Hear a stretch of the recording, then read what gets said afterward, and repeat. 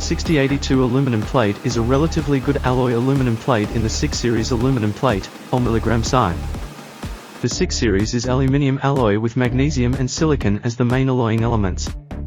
T6 and T651 temper. 6082 aluminum plate is widely used in many fields from thin sheet to thick plate.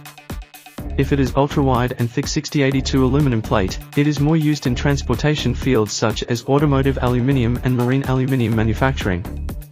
6082 aluminum plate is a perfect lightweight material.